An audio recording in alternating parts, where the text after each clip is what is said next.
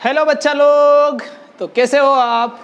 Class 12th biology का ये second lecture और फर्स्ट लेक्चर में हमने चर्चा की थी मेल रिप्रोडक्टिव सिस्टम के ऊपर और उसमें स्पर्मेटोजेनेसिस है ना, शुक्राणु जनन की क्रिया को भी हमने डिटेल्स में पढ़ा था और हमने देखा था कि एक कोशिका से किस प्रकार से 4 शुक्राणु बनते हैं। और आज हम पढ़ने वाले हैं मादा जनन तंत्र, है ना, फीमेल रिप्रोडक्टिव सिस्टम या रिप्रोडक्टिव ऑर्गन। ठीक है, आज हम पढ़ेंगे कि मादा का रिप्रोडक्टिव सिस्टम क्या होता है, वो किस प्रकार से वर्क करता है और उसका प्राइमरी ऑर्गन कौन सा होता है जिसमें फीमेल गैमिट का फॉर्मेशन होता है और उस फीमेल गैमिट को क्या कहा जाता है। ठीक है, तो स्टार्ट करते हैं आज का ये महत्वपूर्ण टॉपिक, है ना। ये टॉपिक, ये जो प्रोसेस है, स्पर्मेटोजेनेसिस की जो क्रिया थी, शुक्राणु जनन की जो क्रिया थी, वो थोड़ी सरल थी। सरल मतलब उसकी प्रोसेस जो थी वो इतनी कॉम्प्लिकेटेड नहीं थी, लेकिन यहाँ पर जो अंडाशय से जो अंड बनेगा, है ना, जो ओवम बनेगा, वो थोड़ा कॉम्प्लिकेटेड प्रोसेस होती है ना। तो इसको थोड़ा डिटेल्स में और थोड़ा ध्यानपूर्वक होकर देखें। ठीक है, चलिए स्टार्ट करते हैं। हेडिंग लगाइए, मादा जनन तंत्र फीमेल रिप्रोडक्टिव ऑर्गन या सिस्टम, है ना। जैसा जिस प्रकार से बताया जाए आप उसी प्रकार से नोट करें। ठीक है, हेडिंग डालिए। हेडिंग डालने के बाद देखिए, हमने जिस प्रकार से मेल रिप्रोडक्टिव सिस्टम को 2 पार्ट में पढ़ा था, उसी प्रकार से यहाँ पर भी फीमेल जो रिप्रोडक्टिव सिस्टम है उसके भी 2 पार्ट हैं। पहला है प्राथमिक जनन अंग, जिसको प्राइमरी सेक्स ऑर्गन बोला जाता है, और दूसरा है सहायक अंग, एसेसरी सेक्स ऑर्गन, या इसको द्वितीयक अंग भी बोला जाता है ना, द्वितीयक जनन अंग, है ना, सेकेंडरी सेक्स ऑर्गन भी बोला जाता है। तो मादा का जो प्राथमिक जनन अंग होता है ना, प्राथमिक जनन अंग, जहां पर क्या बनेगा, फीमेल गैमिट बनेगा। मादा का जो युग्मक बनेगा वो कहाँ बनता है, अंडाशय के अंदर, मतलब ओवरी के अंदर, है ना, ओवरी के अंदर बनेगा। ठीक है, सहायक अंग में कौन कौन से अंग आते हैं, एक होता है गर्भाशय। ठीक है, यहाँ से आप हिंदी के नाम नोट कर लीजिए, उसके बाद में हिंदी के नाम नहीं लिखूंगा, ठीक है, क्योंकि इतनी जगह नहीं होती। तो एक होता है गर्भाशय जिसको यूटेरस बोला जाता है। ठीक है, फिर होता है एक गर्भाशय ग्रीवा, सर्विक्स। ठीक है, 2 अंडवाहिनियां, और यही महत्वपूर्ण होती है निषेचन के लिए, 2 अंडवाहिनियां फेलोपियन ट्यूब, या इनको ओविडक्ट भी बोला जाता है ना, अंडवाहिनियां। ठीक है, फेलोपियन ट्यूब या ओविडक्ट। एक योनि होती है जिसको वेजिना बोलते हैं, वेजाइना भी बोला जाता है कई बार, है ना, वेजाइना या वेगिना। उसके बाद में बाह्य जनन इंद्रिया होती हैं, एक्सटर्नल ग्लैंड होती हैं जो शरीर से बाहर होती हैं, ये जो शरीर से बाहर होती है एक्सटर्नल ग्लैंड, और एक स्तन ग्रंथि होती है जिसको मेमरी ग्लैंड बोला जाता है। तो ये वो सभी भाग हैं जो फीमेल रिप्रोडक्टिव सिस्टम को बनाते हैं। ठीक है, तो आइए देखते हैं फीमेल रिप्रोडक्टिव सिस्टम कहाँ होता है। ठीक है, तो ये एक मादा का शरीर है और इस शरीर के अंदर यहाँ पर इस जगह क्या होता है, ये फीमेल रिप्रोडक्टिव सिस्टम होता है। ठीक है, यहाँ पर दिख रहा है आपको, एक्सटर्नल ग्लैंड शरीर से बाहर होती है, बाकी सभी पार्ट क्या होते हैं, अंदर होते हैं।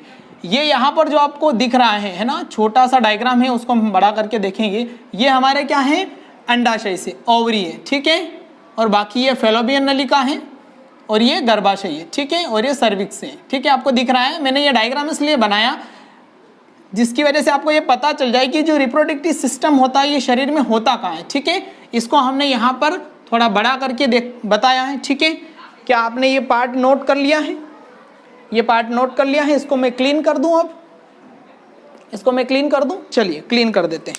अब इसको समझते हैं। ठीक है,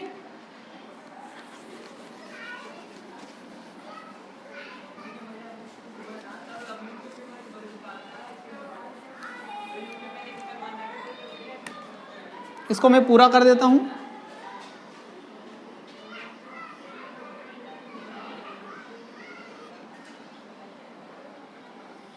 ठीक है, अब जितने भी अभी ऑर्गन हमने पढ़े हैं, जितने भी अंग पढ़े हैं, उनके नाम यहाँ पर लिखते हैं कि कौन सा भाग कहाँ पर होता है। तो ये हमारा क्या है, अंडाशय है, ओवरी है ना, हिंदी में आपको नाम बता दिए हैं, ओवरी है। ठीक है, ये वाला जो पूरा भाग आपको दिख रहा है, यहाँ से लाकर पूरा यहाँ तक, है ना, पूरी जो गोल गोल नली दिख रही है, इसको बोला जाता है फेलोपियन ट्यूब, फेलोपियन ट्यूब। ठीक है, इसके भी अलग अलग भाग होते हैं। ठीक है, चलो इस वाले भाग को हम उधर लिख देते हैं ताकि बाकी के नाम यहाँ पर आ जाएंगे। ये जो नली है इस नली को बोला जाता है, इस पूरी नली को यहाँ से लाकर यहाँ तक, यहाँ से लाकर इस पूरी नली को बोला जाता है फेलोपियन नली का, है ना, फेलोपियन ट्यूब, ट्यूब। ठीक है,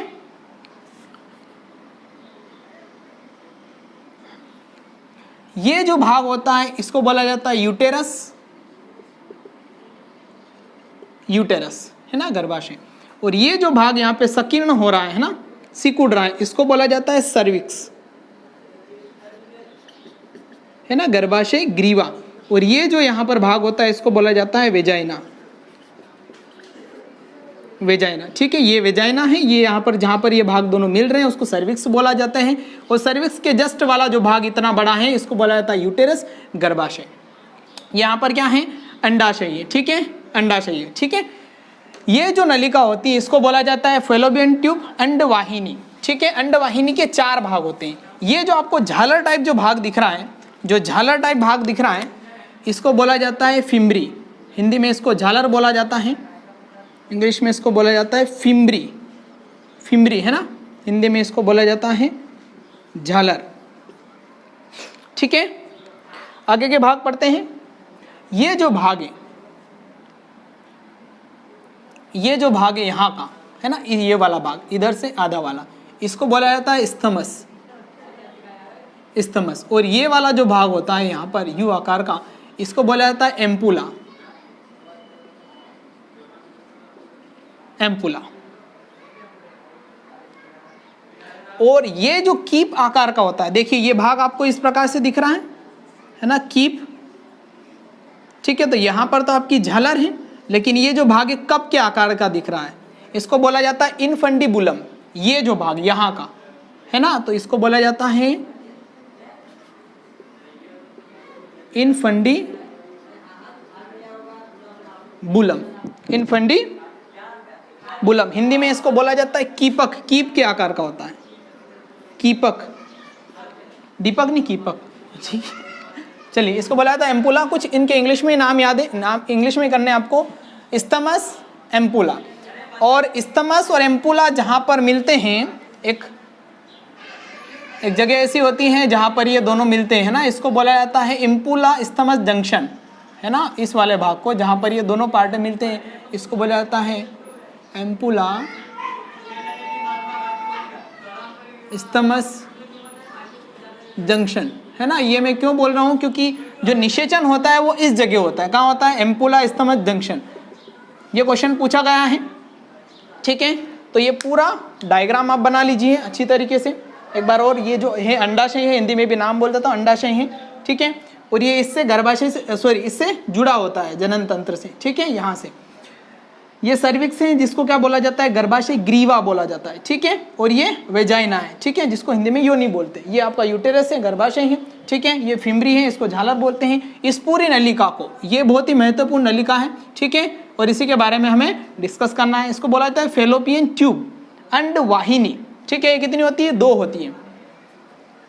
अंडाशय भी कितने होते हैं, 2 होते हैं। गर्भाशय कितना होता है, 1 होता है। ठीक है, वेजाइना 1 होती है, सर्विक्स 1 होती है।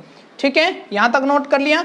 अब बात करते हैं इसकी स्ट्रक्चर ऑफ ओवरी। ओवरी होती कैसे हैं, इसका थोड़ा बड़ा स्ट्रक्चर हमने करके देखा। ये अंडाणु की संरचना, ये भी पूछी जाती है एग्जाम, है ना। एक परिपक्व अंडाणु की संरचना का सचित्र वर्णन कीजिए, इस प्रकार का एक क्वेश्चन आता है। तो यहाँ पर अंडाणु जो है, उस अंडाणु के अंदर देखिए ये जो रेड रेड कलर की आपको नलियाँ दिख रही हैं, इसको बोला जाता है ब्लड वेसल, है ना। क्योंकि यहाँ पर ब्लड पहुँचाने के लिए कुछ नलियाँ होती हैं जिसको बोला जाता है blood vessel, blood vessels, blood vessels, है ना। रक्त वाहिनियाँ, हिंदी में इनको बोला जाता है रक्त वाहिनियाँ। ठीक है, और ये जो आपको दिख रहे हैं कोशिकाएं दिख रही है, इनको बोला जाता है प्राथमिक पूटक, है ना। हिंदी में इनको बोला जाता है primary oocyte, primary oocytes, primary oocytes. ठीक है, प्राइमरी ऊसाइट, प्राथमिक पूटक कोशिकाएं, प्राइमरी ऊसाइट सेल्स। ठीक है, तो ये होता है एक मादा का अंडाणु जिसमें क्या क्या ब्लड वेसल्स पाई जाती हैं और प्राइमरी ऊसाइट्स पाए जाते हैं। अब कहानी हमें यहाँ थोड़ी डिटेल से ये समझनी है कि ये प्राइमरी oocytes बनते कैसे हैं और इन प्राइमरी oocytes से जो फीमेल गैमीट है ना, जो ओवम है, जो अंड है, वो किस प्रकार से बनता है।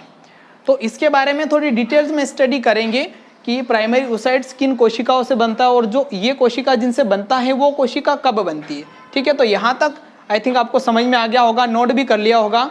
अब हम बात करते हैं इसके बारे में कि प्राइमरी oocytes का फॉर्मेशन किस प्रकार से होता है। देखिए, अब हम यहाँ पर समझते हैं अंड जनन की क्रिया, oogenesis। oogenesis अंड जनन मतलब अंडाणुओं का निर्माण होना, और अंडाणुओं का निर्माण कहाँ होता है? अंडाशय के अंदर होता है। ठीक है, अभी हमने अंडाशय का ये डायग्राम देखा है जिसमें क्या होते हैं, प्राइमरी oocytes होते हैं। तो प्राइमरी oocytes कैसे बनते हैं, है ना, यहाँ समझते हैं। तो देखिए, मादा के शरीर में, है ना, जब गर्ल्स क्या होती है, माता के गर्भ में होती है, मतलब 5 से 6 महीने की होती है ना, जब वो गर्भाशय के अंदर होती है, भ्रूण एक छोटे बच्चे के रूप में, तब उसमें क्या होता है, अंड जननी का निर्माण होता है। oogoनियम एक कोशिका होती है, oogoनियम एक कोशिका होती है, उसका निर्माण होना तभी शुरू हो जाता है जब वो अपने माता के पेट में होती है, तभी उसका निर्माण होना शुरू हो जाता है।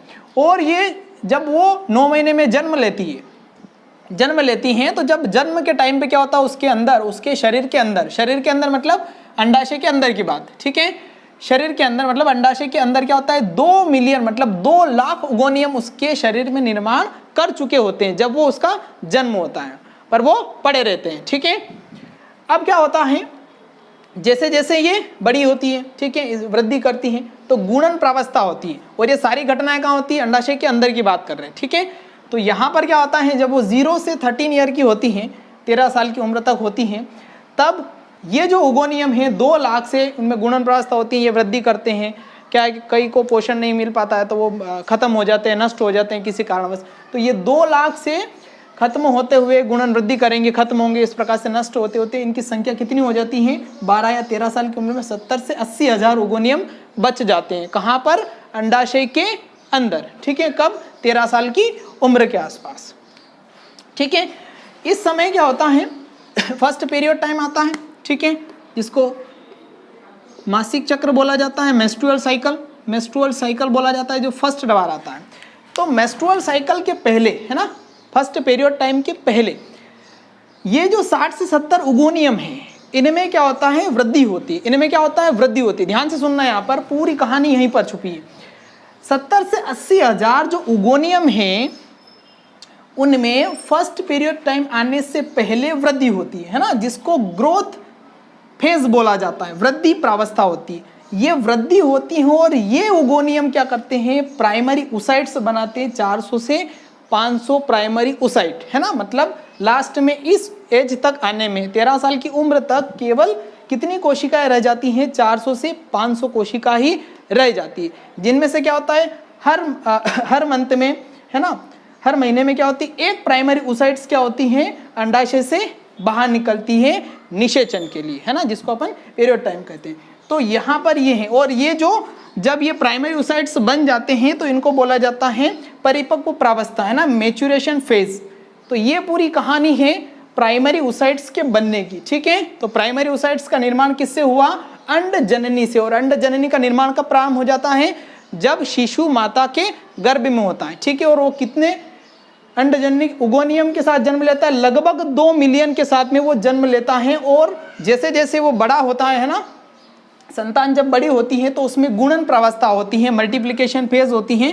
और ये फेज क्या होती है, जब 12 या 30 ईयर, है ना, मैं कह रहा हूँ 12 या 30 ईयर फिक्स नहीं है, जब भी उसका फर्स्ट पीरियड टाइम आता है उसके पहले की बात है। उसके पहले क्या होता है, यहाँ पर जो oogoनियम है उसमें ग्रोथ होती है, और ग्रोथ होके फर्स्ट पीरियड टाइम से पहले प्राइमरी oocytes का फॉर्मेशन हो जाता है, किसके अंदर, ओवरी के अंदर। ठीक है, अब हम इसको समझते हैं कि प्राइमरी oocytes से किस प्रकार फीमेल गेमिट बनता है। ठीक है, ये नोट कर लीजिए आप।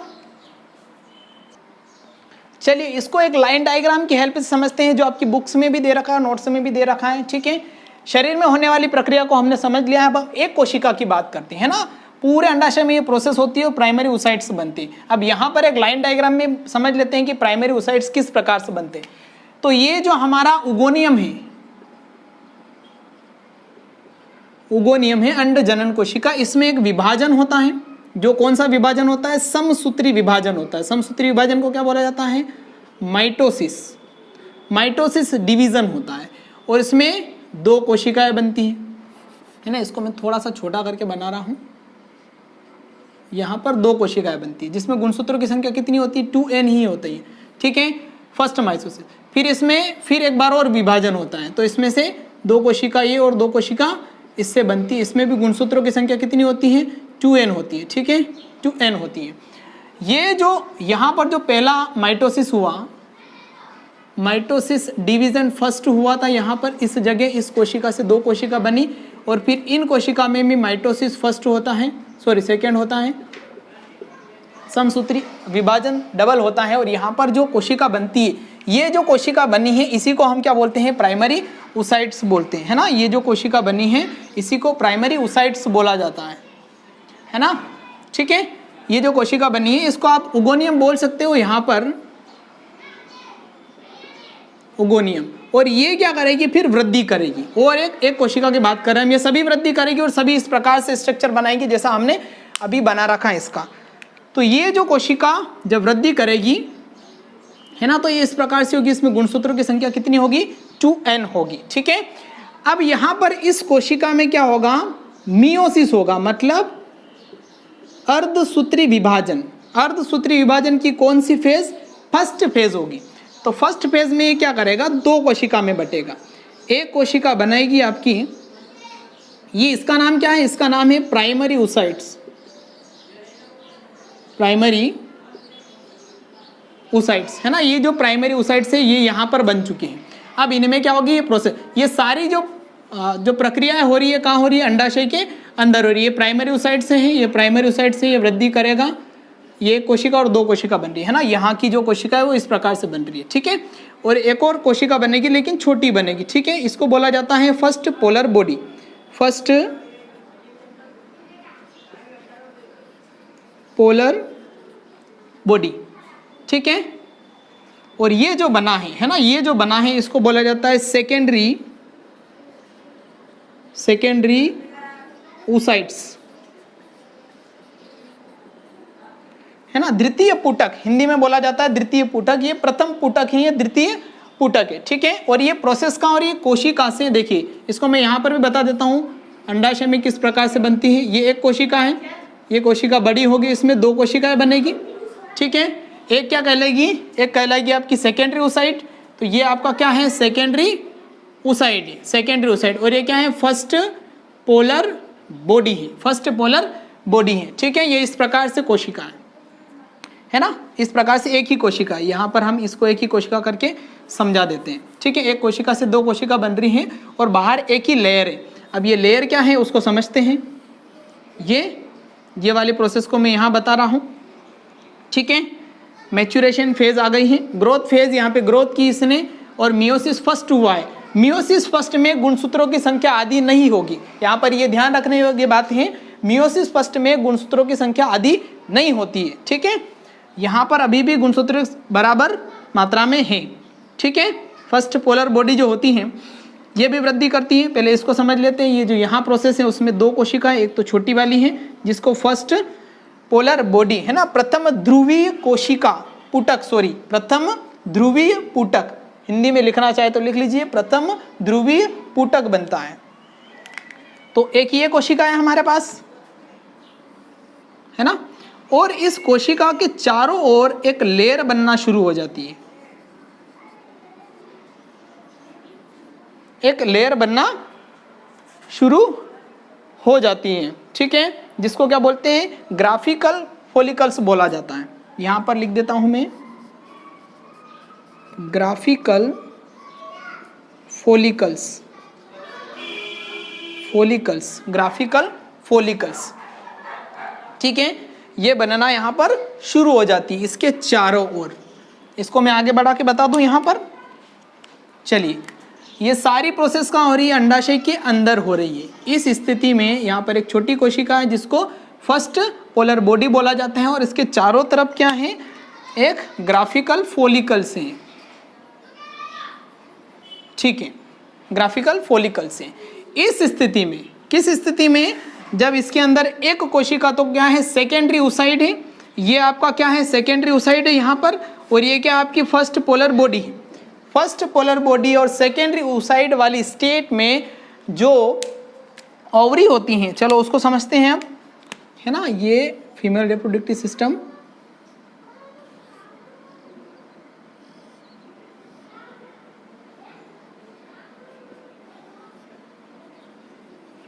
चलिए इसको समझते हैं।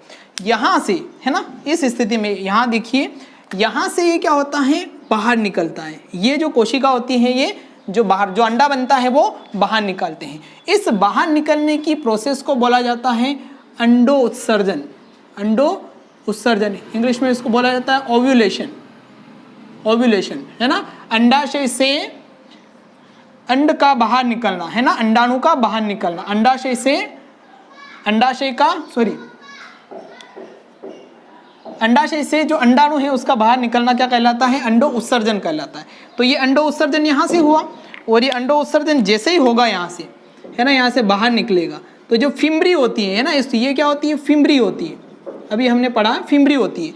ये इस प्रकार से झालर फैलाए होती है ना, तो ये जिस प्रकार से जैसे ही वहाँ से अंडा निकलता है, कहाँ से, अंडाशय से, ये इसको पकड़ लेती है। पकड़ने के बाद में ये कहाँ आ जाते हैं, यहाँ पे ट्रेवल करते करते करते कहाँ आ जाएगा, यहाँ पर, किस जगह, एम्पुला स्तमस जंक्शन पर, है ना। यहाँ पर क्या होता है, एम्पुला होता है, सॉरी स्तमस होता है,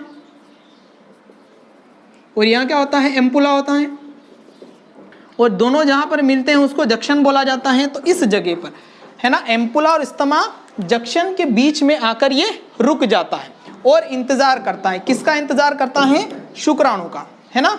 ये यहाँ तक समझ में आया। इस स्टेज में अभी गया है, अभी भी इसमें क्या होता है, फीमेल गैमेट का अर्धसूत्री विभाजन पूरी तरीके से नहीं हुआ है। ठीक है, क्लियर, यहां तक आ गया। चलिए इसको आगे समझे। अब ये जो कोशिका है, इस अंडे के अंदर जो कोशिका है ना, इस अंडे के अंदर जो कोशिका है, इसको समझते हैं। अब इसको यहां बना लेते हैं। ये जो प्राइमरी फर्स्ट पोलर बॉडी होती है उसके न्यूट्रिशन प्रदान करने के लिए होती है, बाकी इसका कोई काम नहीं होता है, धीरे धीरे नष्ट हो जाती है। ठीक है, और अंदर कौन सी बचती है, एक ही कोशिका। ये एक कोशिका जो होती है, ये वाली कौन सी, सेकेंडरी ओसाइड है, ये वृद्धि करती है और क्या करती है, दो कोशिका बनाती है, दो कोशिका बनाती है।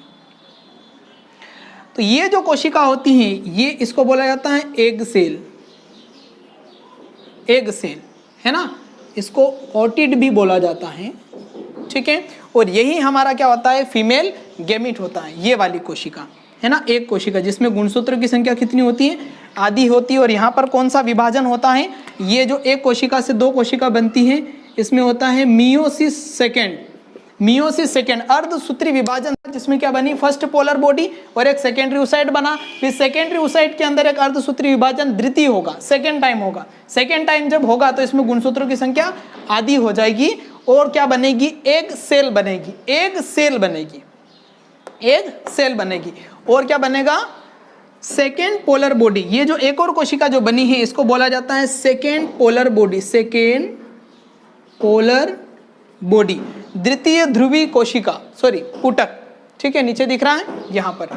तो ये एक कोशिका ये और एक कोशिका ये बन जाती है। ये कोशिका धीरे धीरे नष्ट हो जाती है और आखिरी में क्या बनती है, आखिरी में एक ही कोशिका रह जाती है इसके अंदर, है ना, जगह का थोड़ा इशू है। ये जो इसके अंदर एक ही कोशिका बन जाती है जिसको क्या बोला जाता है, फीमेल गैमीट बोला जाता है। ये इसके अंदर एक कोशिका है पूरी। ठीक है, और चारों तरफ क्या है, चारों तरफ क्या है, ग्राफिकल फॉलिकल्स, ग्राफिकल फॉलिकल्स। और इसी को क्या बोलते हैं हम, अंडाणु, एक परिपक्व अंडाणु, है ना। मैच्योरेशन फेज यहाँ पर है, इसको मैं क्लीन कर देता हूँ। ये जो बना है इसको बोला जाता है परिपक्व अंडाणु, है ना, जिसमें क्या है, केवल सिंगल न्यूक्लियस है, सिंगल न्यूक्लियस है जिसमें गुणसूत्रों की संख्या आधी है। इसका वर्णन भी पूछा जाता है। ठीक है, तो एक बार और फिर समझते हैं। ये मियोसिस हुआ, प्राइमरी ओसाइट्स हुआ, प्राइमरी ओसाइट्स में फर्स्ट मियोसिस होगा। फर्स्ट मियोसिस में दो कोशिका बनेगी, है ना, एक बनेगी सेकेंडरी ओसाइट, एक बनेगी फर्स्ट पोलर बॉडी। और इस स्थिति में ये ऐसा होगा, इस स्थिति में ये अंडाणु अंडाशय से बाहर निकलेगा और कहाँ पहुंचेगा, फिमरी के माध्यम से फेलोपियन नलिका में। फेलोपियन नलिका में ये इंतजार करेगा किसका? शुक्राणु का, है ना।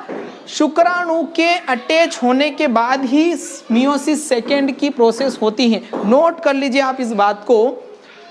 शुक्राणु यहां से ट्रेवल करता हुआ आएगा, है ना। इसको हमने समझा था शुक्राणु किस प्रकार से। यहाँ पे मैं क्लीन कर देता हूँ ताकि आपको क्लियर समझ में आ जाए। थोड़ा लाइट चालू कर देते हैं, ठीक है। यहाँ पर देखिए आप,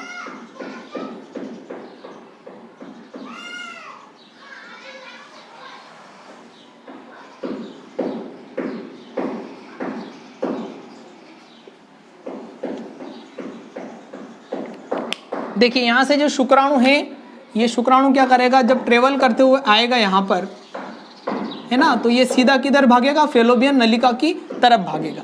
ऑलरेडी यहाँ पर क्या है, ये वाली स्टेट का जो जिसमें सेकेंडरी ओसाइट्स हैं और एक फर्स्ट पोलर बॉडी है, दो कोशिका वाला जो अंडाणु है वो यहाँ पर उसका इंतजार करेगा। ये शुक्राणु आके इससे अटैच करेगा। इसके अटैच होने के बाद ही मियोसिस सेकेंड होता है। ये इससे मिलेगा तभी मियोसिस सेकेंड होता है ना। द्वितीय अर्धसूत्री विभाजन कब होगा? जब शुक्राणु अंडाणु से आकर जुड़ेगा। और किस प्रकार से जुड़ेगा? ये जो अंडाणु है इस प्रकार से यहाँ पे शुक्राणु आके इससे जैसे ही अटैच होगा और अटैच होने के बाद में क्या होगा, यहाँ पर इसके अंदर विभाजन होगा। ये तो आपकी फर्स्ट पोलर बॉडी है, फर्स्ट पोलर बॉडी है, ठीक है। और ये आपका क्या है? सेकेंडरी ओसाइड है। तो सेकेंडरी ओसाइड के साथ में आकर ये जैसे इससे अटैच होगा और ये विभाजन शुरू हो जाएगा। जैसे ही विभाजन शुरू होगा, ये जो फर्स्ट पोलर बॉडी है ये खत्म हो जाएगी और एक कोशिका दो कोशिका में डिवाइड हो जाएगी और ये बन जाएगा आपका सेकेंड पोलर बॉडी। यहाँ पर जो मैंने प्रोसेस बताई है सेकेंड पोलर बॉडी। और इसमें आप गुणसूत्रों की संख्या कितनी है? आधी है। और यहाँ पर भी कितनी है? गुणसूत्रों की संख्या आधी है। तो ये निषेचन का काम कहाँ होगा? यहाँ पर फेलोपियन नलिका के अंदर होता है, ठीक है। तो ये पूरी प्रोसेस थी। निषेचन अभी पढ़ना है। केवल हमने ये पढ़ा है कि किस प्रकार से फीमेल गैमेट का फॉर्मेशन होता है और फीमेल गैमेट किस प्रकार से फेलोपियन नलिका तक पहुंचता है, ठीक है। क्लियर? यहां तक क्लियर? ठीक है। इसका एक 3D एनिमेशन वीडियो भी हम अपलोड कर देंगे। उसके पहले हम समझ लेते हैं कि जो यहाँ पर जो अंडाणु बना है ना, ग्राफिकल फॉलिकल्स जो यहाँ पर एक अंडाणु बना है, उसका संरचना पूछी जाती है, उसकी संरचना पूछी जाती है, तो उसकी संरचना को हम समझ लेते हैं। देखिए यहाँ पर जब हमने लास्ट स्पर्मेटोजेनेसिस पढ़ा था, शुक्राणु, तो उसमें आखिर में शुक्राणु किस प्रकार से होता है उसका स्ट्रक्चर पढ़ा था। तो यहाँ पर जो अंडाणु बना है, जो ओवम बना है, उसका स्ट्रक्चर कैसा होता है, ठीक है। तो इसके सबसे बाहर एक परत होती है जिसको कोरोना रेडिएटा बोला जाता है। कोरोना रेडिएटा, कोरोना का मतलब ये कोरोना नहीं, कोरोना रेडिएटा। कोरोना का मतलब होता है बाहर का एक मंडल, है ना, जैसे कि सूर्य में भी एक कोरोना परत होती है, ठीक है। तो कोरोना रेडिएटा होता है और इस रेडिएटा के अंदर क्या होते हैं? फॉलिकल्स सेल होती है ना, फॉलिकल्स सेल जो ग्राफिकल फॉलिकल्स की बनी होती है, फॉलिकल्स सेल होती है। यहाँ पर जो रेड आपको दिखाई दे रही है ना, इसके चारों तरफ, इसको पूरी को, इसके अंदर कोशिकाएं होती हैं और कुछ लिक्विड भरा होता है, तो उन सबको मिलाकर हमने कोरोना रेडिएटा इसको बोल दिया और उसमें फॉलिकल्स सेल्स होती हैं, ठीक है। ये उसके बाद में जो मेम्ब्रेन आपको दिख रही है इसको बोला जाता है जोना पेल्यूसिडा, पेल्यूसिडा। और ये बहुत ही इंपॉर्टेंट काम करती है। यहाँ पर क्या काम करती हैं? मान लो कि यहाँ पर मनुष्य का शुक्राणु नहीं आया, किसी और जीव का शुक्राणु आ जाता है ना, तो ये क्या करती है? इसके पहचान करने का काम करती है। अगर मनुष्य का शुक्राणु ही होगा तभी ये इसको अंदर अटैच करने देगी। यहाँ पर आके वो टकराएगा, है ना, टकराएगा इस प्रकार से, शुक्राणु आएगा और यहाँ से टकराएगा इससे, ठीक है, इस प्रकार से। तो यहाँ पर ये इसको आइडेंटिफाई करेगा। कौन? देखिए, जोना पेल्यूसिडा जो लेयर होती है वो इसको आइडेंटिफाई करेगी, है ना। और यहाँ पे जो एक्रोसोम वाला भाग होता है वो इससे ये गला देगा, किसको? कोरोना रेडिएटा और जोना पेल्यूसिडा को। लेकिन अगर ये मनुष्य का शुक्राणु नहीं हुआ तो जोना पेल्यूसिडा इसको क्या कर देगी? अंदर अटैच नहीं होने देगी, ठीक है। तो ये कार्य यहाँ पर करती हैं। उसके बाद में वेटिलिन मेम्ब्रेन होती हैं बाहर वाली, ये इसके अंदर जो दिख रही है इसको बोला जाता है वेटिलिन मेम्ब्रेन, ठीक है। इसको आप प्लाज्मा मेम्ब्रेन भी बोल सकते हैं, प्लाज्मा मेम्ब्रेन भी बोला जा सकता है, ठीक है।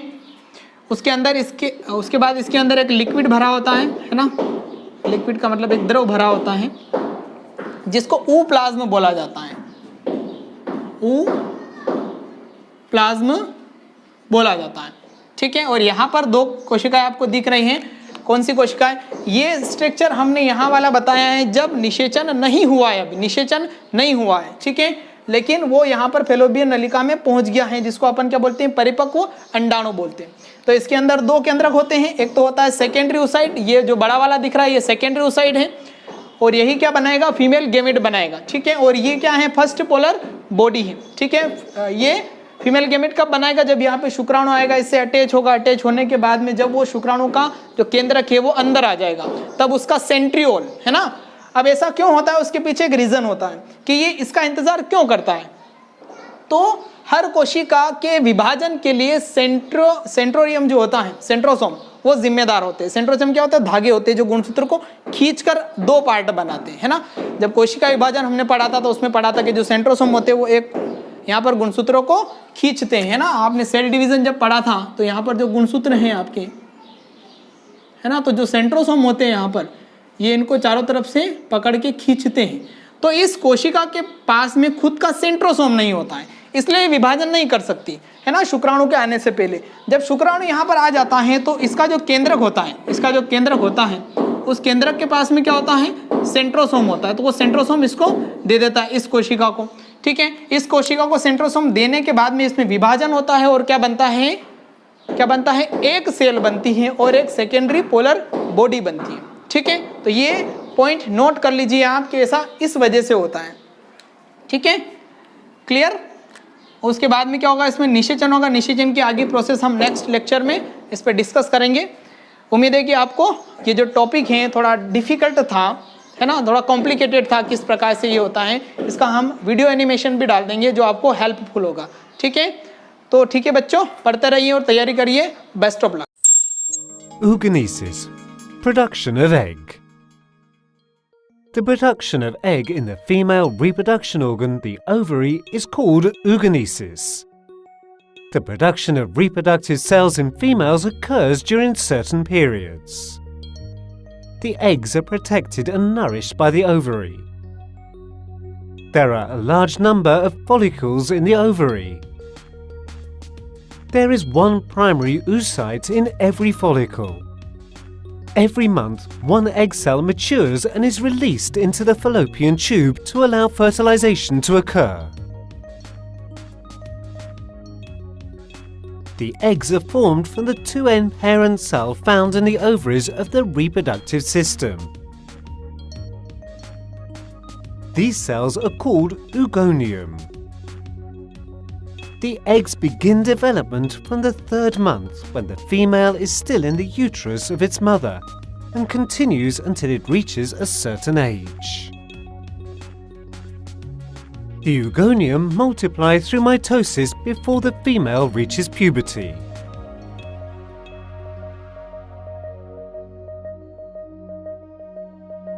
The oogonium grow and develop to prepare for meiosis.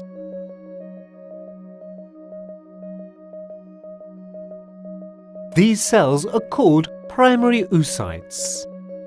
In contrast with sperm production, during the production of eggs, meiosis produces one mature gamete. The 2N chromosome parent cell, oogonium, produces 2N chromosome cells after meiosis 1. Of these, the small one is called first pole cell, while the large is called the secondary oocyte. As the cells complete meiosis 2, 3 small pole cells and 1 ootid with a large cytoplasm is formed.